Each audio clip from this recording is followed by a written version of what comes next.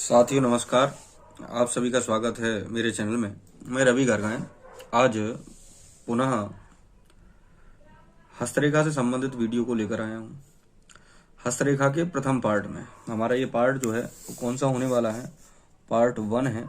तो आप सभी इस पार्ट 1 में क्या क्या जानने वाले हैं उन चीज़ों की हम चर्चा करेंगे, उनको जानेंगे विस्तार से कि हमारे हाथ में कौन कौन सी रेखाएं बनी होती हैं, उन रेखाओं से हम किस ग्रह को जान पाते हैं। तो इस वीडियो में हम इसी की शुरुआत करते हैं। आप सब लोग जो ज्योतिष सीखने वाले हैं वो सब कॉपी और पेन लेकर बैठें, क्योंकि जो भी मैंने आपको फलित की क्लास दी थी उस क्लास में आपने बहुत अच्छे अच्छे सुझाव दिए और उन जानकारियों से मन प्रफुल्लित होता है कि आप सब लोग मेरी वीडियो के माध्यम से बहुत अच्छी तरीके से सीख रहे हैं। तो इसी की शुरुआत करते हुए आज हम हस्तरेखा पर भी चर्चा करें कि आपकी कुंडली क्या हस्तरेखा से मैच करेगी भी या नहीं। तो इस हस्तरेखा के पार्ट में, हस्तरेखा का जो पार्ट है उसमें हम विस्तार से चर्चा करने वाले हैं। तो पहली वीडियो में हम ये जानने वाले हैं हमारे हाथ में कुछ उंगलियां हैं, उन उंगलियों को हम किस किस ग्रह के रूप में देखते हैं, अंगूठे को किसके माध्यम से देखते हैं, हाथ में कुछ रेखाएं बनी होती हैं उनको किसके माध्यम से देखते हैं। तो सबसे पहली जो उंगली होती है इसे हम बोलते हैं अंगूठे के पास में, इसे बोलते हैं संस्कृत में अंगुष्ठ,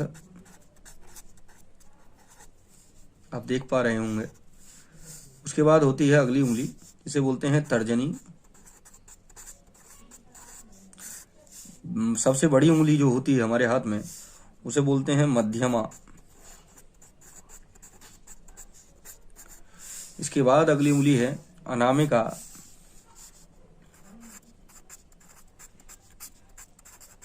क्योंकि हस्तरेखा के विषय में संदर्भ में अगर हम जान रहे हैं तो हमें इनके संस्कृत के नाम भी जाने।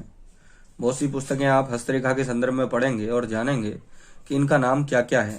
तो ये सबसे छोटी उंगली हमारे हाथ में होती है, उस उंगली को कहते हैं कनिष्ठा। कनिष्ठ, वैसे भी हम सबसे छोटे को कनिष्ठ बोलते हैं, बड़े को ज्येष्ठ बोलते हैं, छोटे को कनिष्ठ बोलते हैं। अब आती है बात कि इन उंगलियों में कौन कौन से ग्रह विद्यमान होते हैं।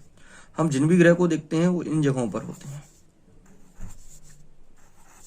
ये जो जगह है, अगर ये आपके हाथ में उच्चस्थ दिखाई दे रहे हो, माने उठे हुए ज्यादा दिखाई दे रहे हैं, तो यह ग्रह आपके उच्च के हैं, उनका प्रभाव आप पर अच्छा पड़ रहा है।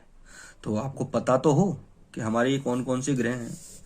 तो मैं इस पहले गोले को, जो आपकी तर्जनी उंगली है उसके नीचे बना हुआ जो पर्व होता है, पुरु जिसे कहते हैं, उसको हम बोलते हैं गुरु पर्वत। क्या बोलते हैं? गुरु पर्वत। दूसरा जो मध्यमा जो उंगली है उसमें जो पुरु बना है उसे बोलते हैं हम शनि पर्वत। तीसरा जो पर्वत होता है उसकी अगर हम चर्चा करें तो उसे बोलते हैं सूर्य। और जो सबसे छोटी उंगली होती है उसमें ये हिस्सा, ये बुध को दर्शाता है। अब आती है बात, हमारे हाथ में कुछ रेखाएं होती हैं। तो सबसे पहली जो रेखा आपने देखी होगी, लंबी सी रेखा बनी होती है इस तरीके की।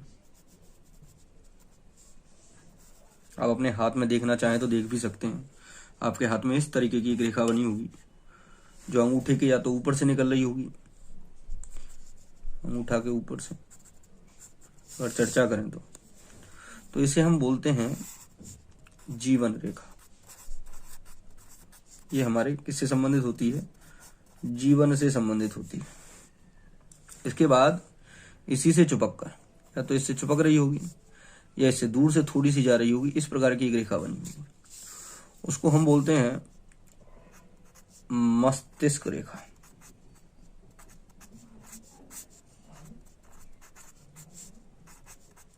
हम आज केवल रेखाओं की चर्चा कर रहे हैं।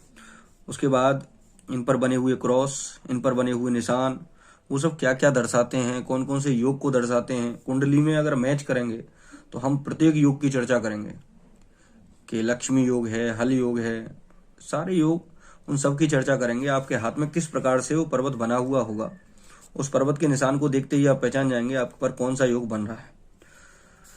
तो दो रेखा बताई मैंने आपको, जीवन रेखा, मस्तिष्क रेखा।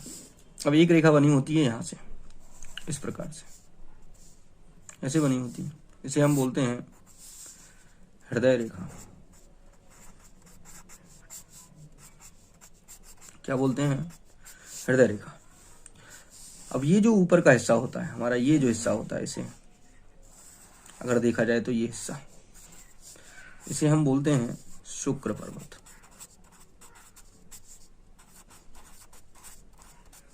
इसे हम शुक्र पर्वत बोलते हैं।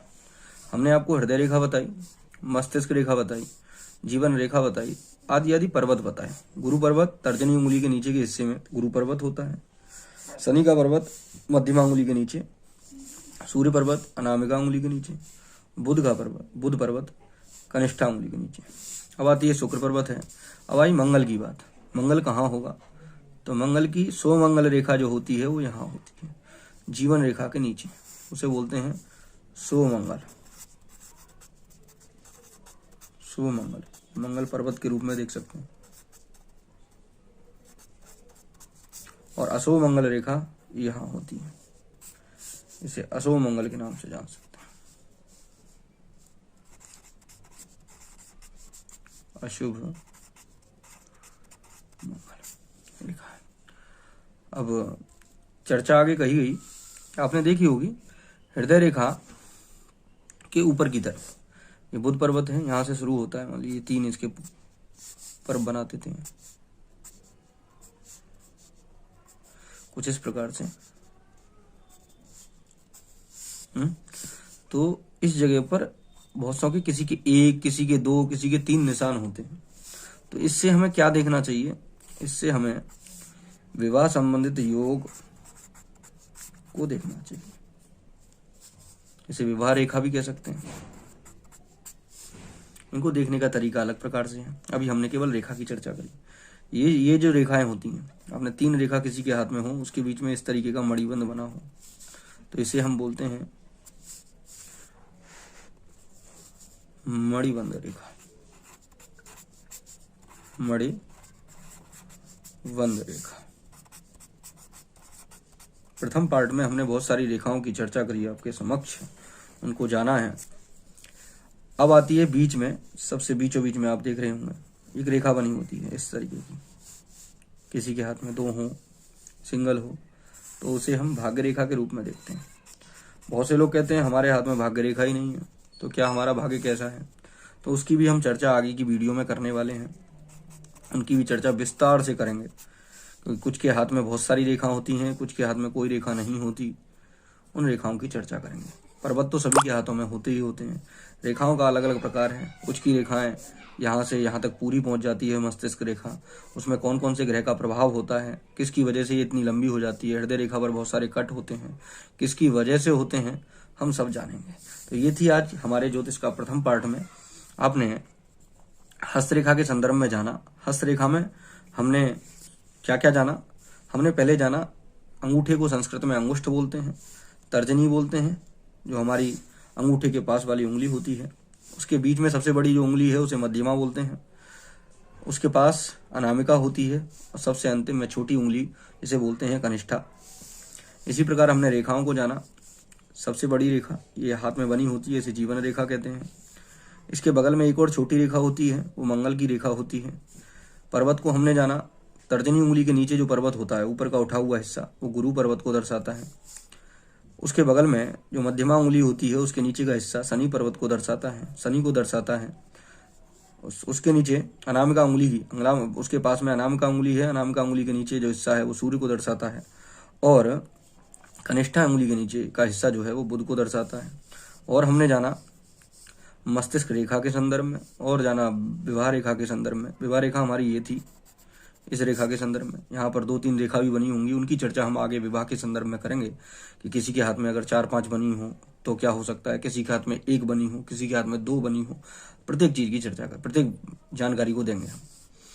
आगे है इधर की तरफ रेखा बनी हो तो अशुभमंगल होती है, वो क्या करती है, क्या देती है।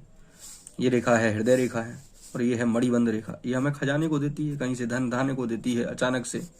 मणिबंध रेखा बहुत कम लोगों के हाथ में होती है। मणिबंध रेखा इस पर्वत को शुक्र पर्वत बोलते हैं। जिनका ऊपर का हिस्सा उठा हुआ ज़्यादा हो, शुक्र पर्वत मजबूत होता है। तो ये था प्रथम पार्ट। इस पार्ट में हमने आपको बहुत कुछ सिखाया प्रथम पार्ट में।